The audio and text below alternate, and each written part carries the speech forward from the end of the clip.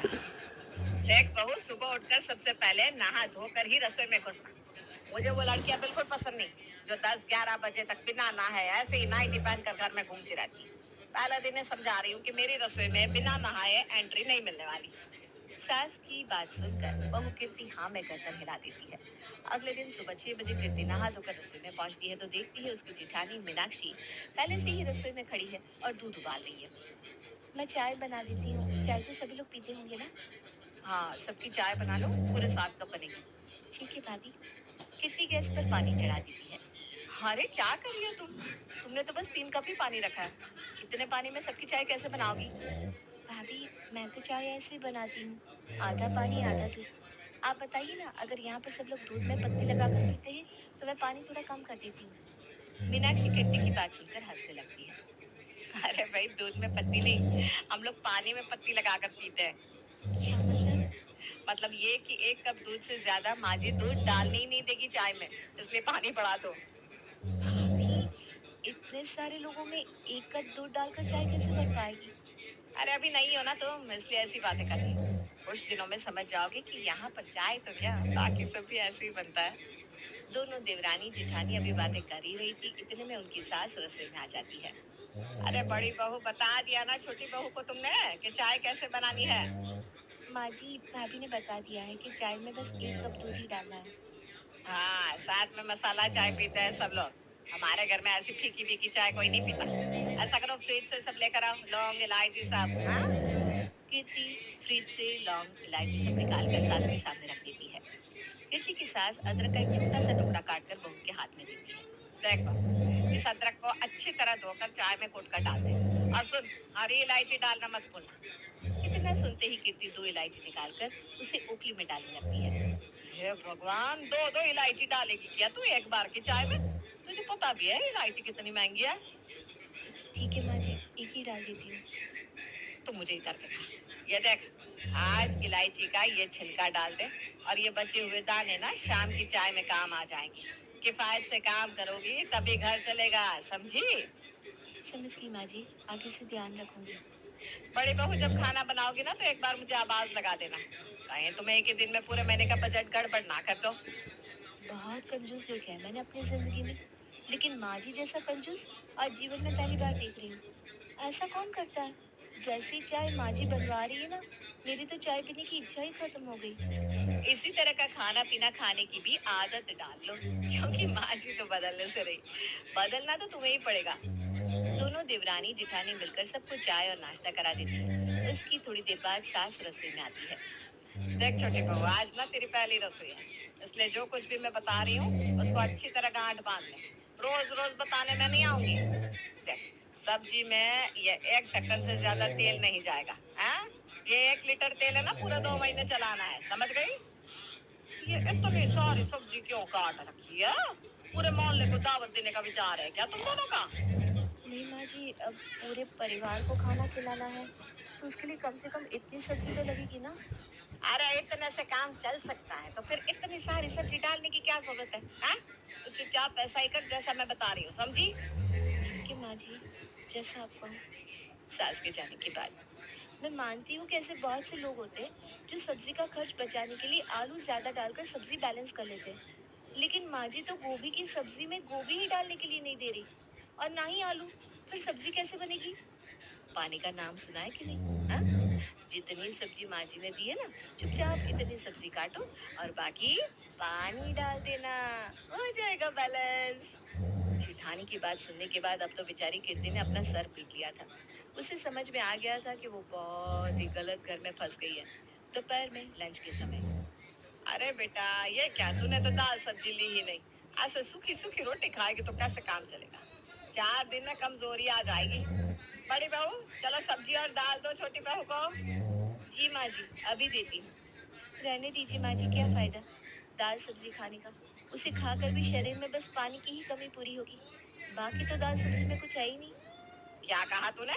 एक तो मैं तुझे इतने प्यार से खाना खिला रही हूँ, ऊपर से तू मुझे बातें सुना रही है।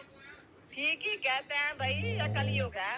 यहाँ किसी के साथ भलाई करो ना, तब भी बदले में बुरा ही मिलती है। अरे आप तो मेरी बात का बुरा मान गई माँ जी। आप खुद ही देखिए ना, दाल के कटोरे में नदी से भी ज्यादा पानी तैरता नजर आ रहा है। और ये देखिए, गोभी आलू की सब्जी में गोभी को शायद माइक्रोस्कोप लगाकर ढूंढना पड़ेगा तभी नजर आएगी। बहू की बात सुनकर सास गुस्से में उसे घूरने लगती है। अब तो ये रोज का ही हो गया था। बड़ी बहू को पहले ही ये सब झेलने की आदत थी।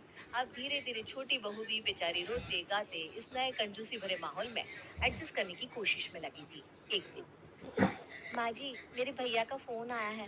आज शाम को वो मुझसे मिलने के लिए आने वाले हैं। अरे बड़ी अच्छी बात है ये तो। चल, तेरा भाई आएगा तो कुछ तो शगुन देकर जाएगा ही। उसी से हफ्ते भर की सब्जी का खर्चा निकल जाएगा। सास का अटपटा सा जवाब सुनकर कीर्ति का सर ही घूम जाता है। शाम होती है और कीर्ति का बड़ा भाई उसके घर आता है। भाभी, मेरे मायके में कोई मेहमान आए ना, तो मम्मी स्पेशल दूध में पत्ती लगाकर उसकी चाय बनवाती है। और यहाँ पर तो सासू माँ एक एक बूंद का हिसाब लगाकर दूध डालने को कहती है। सच में बड़ी शर्म आ रही है मुझे तो। देख, अब शर्म करने से तो कुछ होने वाला है नहीं। और तेरे मम्मी पापा ने ही तो ये रिश्ता किया था ना, थोड़ा बहुत तो उन्हें भी झेलना ही पड़ेगा ना। कीर्ति जल्दी से चाय बनाकर नाश्ता देखने लगती है। दिखाई नहीं पड़ रहा है। अरे नाश्ता घर में होगा तभी तो दिखाई देगा ना। माँ जी, नमकीन बिस्किट तो घर में लाने ही नहीं देती। ये जो 5 रुपए का ग्लूकोज बिस्किट रखा है ना, यही है हमारे यहाँ का मेहमानों को दिया जाने वाला स्पेशल नाश्ता। जेठानी की बात सुनकर कीर्ति बिल्कुल परेशान हो जाती है। काली काली सी चाय और ग्लूकोज बिस्किट लेकर भाई के सामने चली जाती है। कुछ देर रुकने के बाद उसके भैया वापस लौट जाते हैं। धीरे धीरे कीर्ति की शादी को 6 महीने पूरे हो जाते हैं और रक्षाबंधन का त्योहार आ जाता है। बड़ी बहू, रक्षाबंधन का त्योहार आ रहा है, तैयारी कर लेना। मेरी बेटी एकता भी 2 दिन पहले ही आ जाएगी, तो फिर गिफ्ट वगैरह ले आई हो ना एकता और उसके बच्चों के लिए। आप चिंता मत करिए माँ जी, मैं सब इंतजाम कर लूंगी। छोटी बहू, तुम्हारा तो इस बार शादी के बाद पहला रक्षाबंधन है ना, तुम्हें तो इस बार एकता के लिए कुछ स्पेशल गिफ्ट लेकर आना चाहिए। भाई कुछ ऐसा तोहफा लेकर आओ मेरी बेटी के लिए कि उसे ये पहला रक्षाबंधन हमेशा याद रहे। क्या ठीक है ना? माँ जी बिल्कुल ठीक कह रही हैं। ये पहला रक्षाबंधन तो यादगार होना ही चाहिए एकता दीदी के लिए। हेलो मोटू। दीदी के लिए।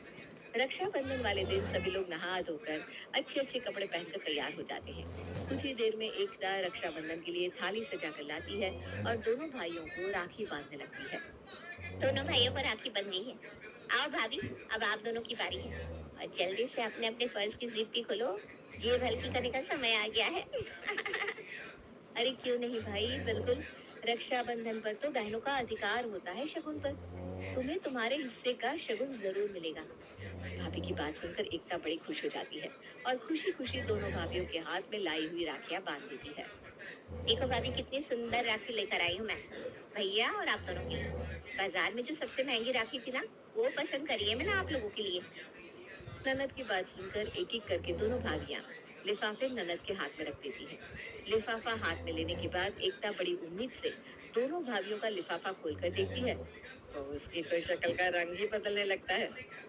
भाभी, ये कैसा बेहुदा मजाक है? क्या बात है बेटा, ऐसा क्या रख दिया तेरी दोनों भाभियों ने लिफाफे में जो तेरे चेहरे के हाव भाव ही बदल गए? खुद ही देख लो मम्मी, आप आपकी लाडली बहू ने क्या कारनामा किया है। एकता दोनों लिफाफे माँ के हाथ में थमा देती है। जैसे ही एकता की माँ लिफाफा खोलकर देखती है तो हैरान रह जाती है। आज के जमाने में ऐसा कौन है जो तुम लोग 11 रुपए देकर राखी बंधवा रही हो? तुमने तो भिखारी को भी फेल कर दिया। अरे शर्म नहीं आई अपनी इकलौती ननद के हाथ में 11 रुपए का लिफाफा थमाते हुए? और छोटी बहू, तू तो बड़ी बड़ी बातें कर रही थी। पहला रक्षाबंधन है, यादगार बना देगी। ऐसे यादगार बनाया जाता है? मम्मी जी, आप बिना हद करती हो।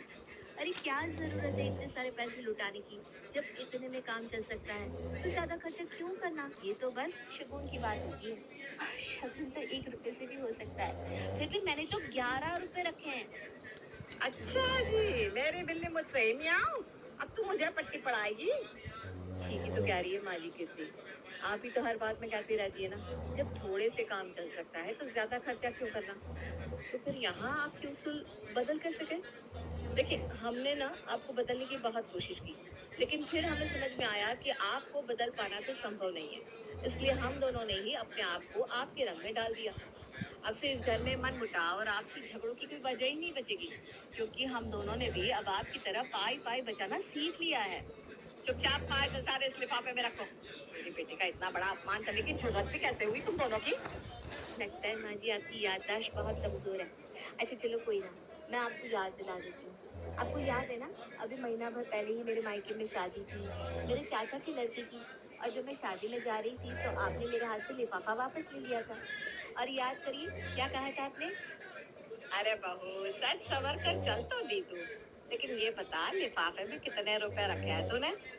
माँ जी मायके की पहली शादी है तो मैं सोच रही हूँ कम से कम 2100 तो शगुन में देनी ही थी। आखिर हमारे परिवार के मान सम्मान की बात है ना।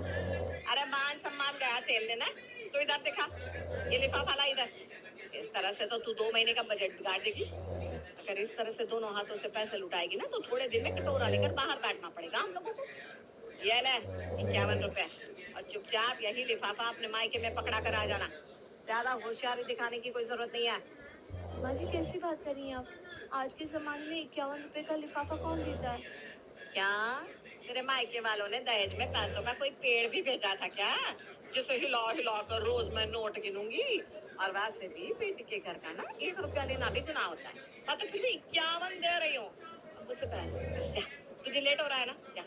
और एक बात गांठ बांध ले, जब थोड़े में काम हो सकता है तो ज्यादा पैसे खर्च करने की जरूरत क्या है? अब तो आपको याद आ ही गया होगा माँ जी।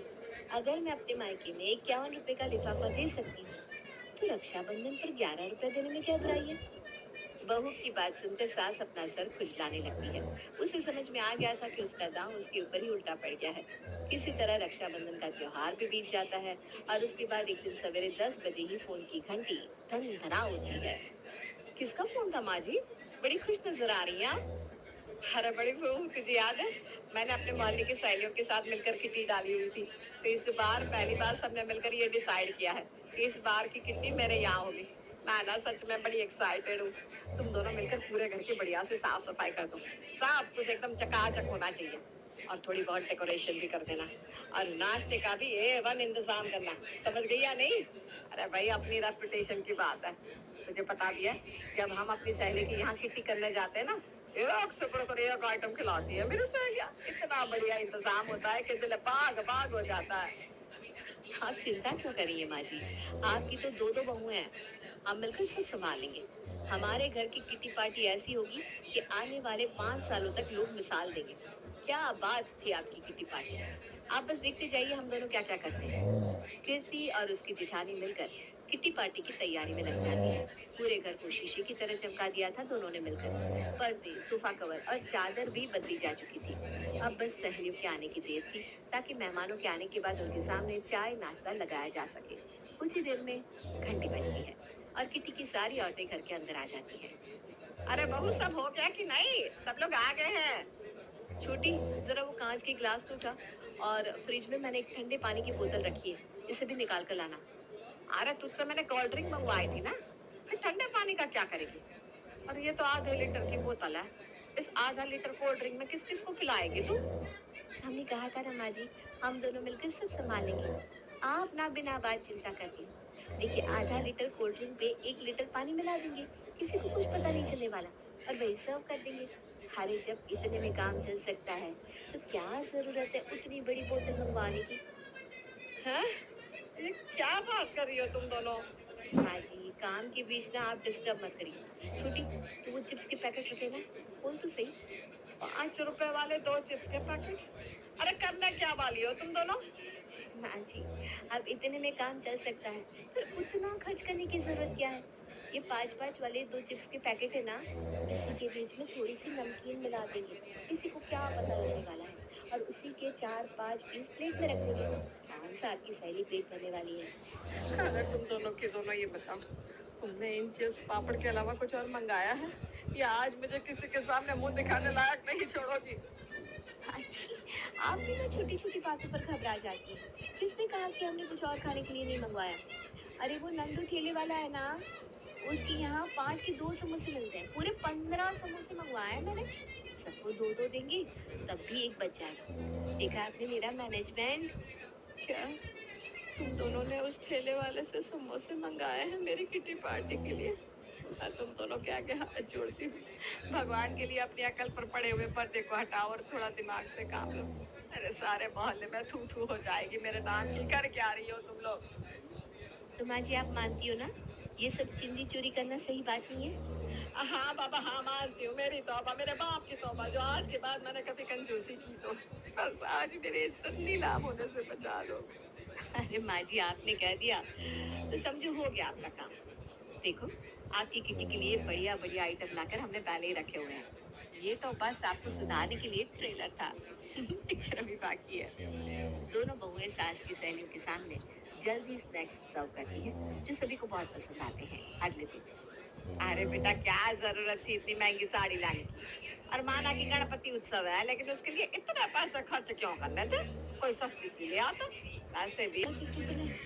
माँ जी चिकना घड़ा है, अपनी आदतों से वो इतनी जल्दी बाज नहीं आई।